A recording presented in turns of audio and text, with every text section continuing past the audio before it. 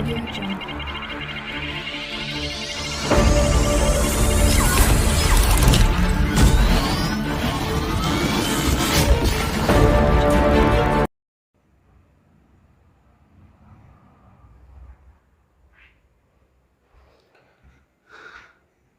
Demux coaching में आपका स्वागत है। और ये अपन का जो लेक्चर है वो तीसरा लेक्चर है।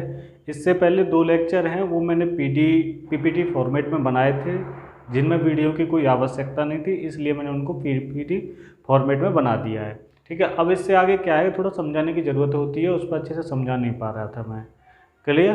तो इसलिए मैंने बोर्ड का सहारा लिया है। और आप सबसे पहला जो लेक्चर था उसमें मैंने डेटाबेस मैनेजमेंट के बारे में बताया, डेटा के बारे में बताया, इन्फॉर्मेशन के बारे में बताया, टाइप्स ऑफ द डेटा के बारे में बताया। दूसरा वीडियो आया था आरडीबीएमएस के लिए। ठीक है, तो उसमें मैंने क्या किया है, आरडीबीएमएस को डिस्क्राइब किया गया है। क्लियर? तो अब क्या है कि देखो डिफरेंस मैंने दोनों के बारे में बता दिया है, मतलब कहने का मतलब ये है, डेटाबेस मैनेजमेंट सिस्टम भी बता दिया है और आरडीबीएमएस भी बता दिया है। अब कभी कभी क्या होता है, एग्जाम में पूछ लेता है कि difference between the database management और आरडीबीएमएस। ठीक है, तो ये चीज़ हमें क्या है, क्लियर होनी चाहिए, क्योंकि ये सबसे ज़्यादा इंपॉर्टेंट क्वेश्चन होता है और परीक्षा में काफ़ी बार आ चुका है। बीटेक के एग्जाम में मैंने अक्सर कर देखा है। ठीक है, तो बहुत ही शॉर्ट नोट्स हैं, इनको आप अपनी नोटबुक में लिख सकते हो। और इसके लिए काफ़ी अच्छी अच्छी मैंने सिर्फ और सिर्फ पॉइंट वाइज लिखे हैं। और दूसरी चीज़ ये है कि जैसे अगर आपका ऑब्जेक्टिव टाइप के क्वेश्चन बनते हैं तो काफ़ी आसानी हो जाती है इस तरह के पॉइंट के फॉर्मेट में मिलना, मतलब काफ़ी आसान रहता है और आप डायरेक्ट इसके आंसर फाइंड कर सकते हो। क्लियर?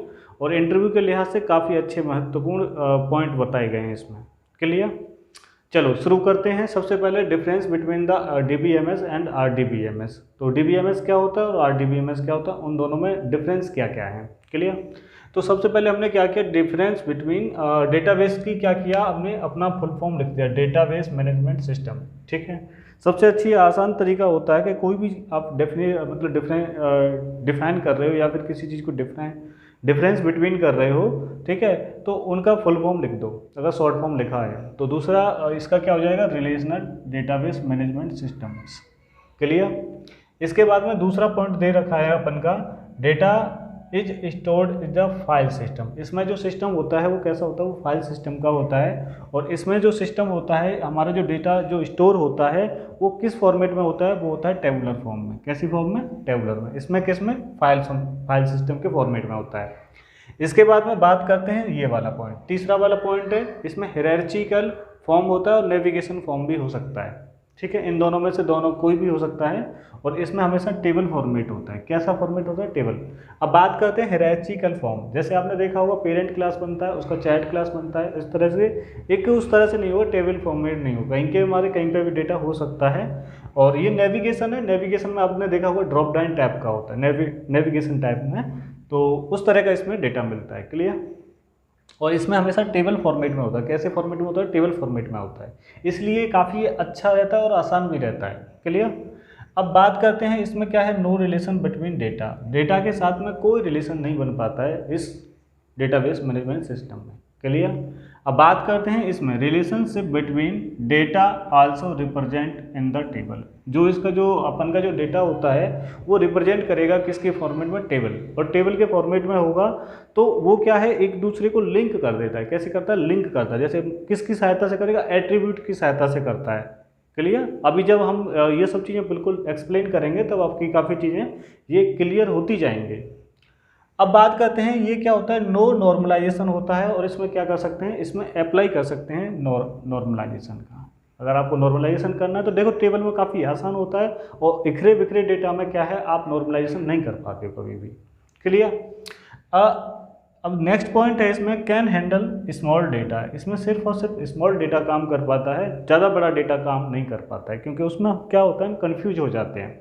और बात करते हैं इसमें आरडीबीएमएस में क्या है, देखो इसमें रिलेशन अगर चीज़ों के बने होते हैं तो उनको काफ़ी आसानी से हो जाता है, बड़ी बड़ी चीज़ें भी काफ़ी आसान बन जाती है। तो इसमें क्या है, लार्ज अमाउंट में हो सकता है डेटा अपन का।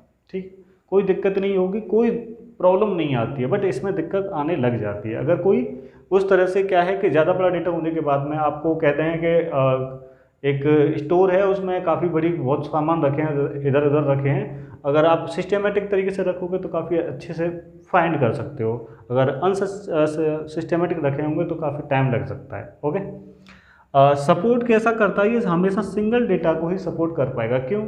अगर आपको जैसे काम ही करना है मान लो इस पर ही, तो ये हमेशा कैसे करेगा, सिंगल यूजर ही इस पर काम कर पाएगा, ज़्यादा यूजर्स नहीं काम कर पाते हैं। जैसे आपने देखा होगा एक शॉप है और उसमें आप जाते हो, एक तो होता है गांव गली में होती है जो शॉप, उसमें जो दुकानदार होगा सिर्फ वही उसको फाइंड कर सकता है कोई भी आइटम है। और आप जैसे मान लो जाते हैं किसी मॉल वगैरह में, ठीक है, उसमें आपको कोई चीज़ की ज़रूरत नहीं होती है ढूंढने की, आपको सब पता रहता है, वहाँ पर डायरेक्ट जाके आराम से सर्च कर लेते हो। ठीक है, तो ऐसे ही इसमें है, इसमें सपोर्ट मल्टीपल यूजर्स। हम क्या है वहाँ पे जैसे मॉल में जाते हैं तो काफ़ी मल्टीपल यूजर्स हो जाते हैं, ठीक है, बट दुकान पर सिंगल यूजर वहाँ पे बैठा रहता है, वही सभी को देता रहता है, उसी के पास पूरा डेटा का एक आइडिया होता है। अगर वो नहीं है तो दुकान को कोई चलाने वाला नहीं होता है। बट मॉल में अगर कोई सेलर नहीं है तो भी दुकान चल सकती है आराम से, ऐसे समझ लिया करो। और ये क्या है, डज नॉट सपोर्ट डिस्ट्रीब्यूटेड। ये क्या है, डिस्ट्रीब्यूटेड को क्या है सपोर्ट नहीं कर पाएगा। कैसे नहीं कर पाएगा, और ये सपोर्ट कर जाता है। कैसे, अगर बार बार ज़्यादा जैसे मान लो कि इसमें सपोज दैट 10-15 हमारे ग्राहक आ जाते हैं एक शॉप पे, तो ये सपोर्ट नहीं कर पाएगा एकदम। और इसमें क्या है 10 क्या 50 शॉप में घुस जाओ तो भी वो आराम से एब्जॉर्ब कर लेता है। ठीक है, डिस्ट्रीब्यूटेड सिस्टम को भी वो सपोर्टेबल कर लेता है। ओके, इसमें हमेशा क्या होता है, इसमें फाइल सिस्टम और XML ETC के यूज होता है। और इसमें जैसे अपन का Oracle, SQL, MySQL, SQL server ETC। इस वीडियो में सिर्फ इतना ही है, इसके बाद में एक और वीडियो आती रहेंगी। आप इस चैनल को सब्सक्राइब करो और लाइक करो और फ्रेंडों को शेयर करो, जिससे क्या है कि इसका DBMS का सबसे ज़्यादा इंटरव्यू में पूछा जाता है। इसीलिए मैं एक आराम से और काफ़ी शॉर्ट नोट्स बना के आपको देता रहूँगा, जो आपकी परीक्षा के लिहाज और इंटरव्यू के लिहाज से काफ़ी ज़्यादा महत्वपूर्ण रहेंगे। और ये पूरी जो सीरीज चलेगी ये अपन की हिंदी में चलेगी। Thank you for watching.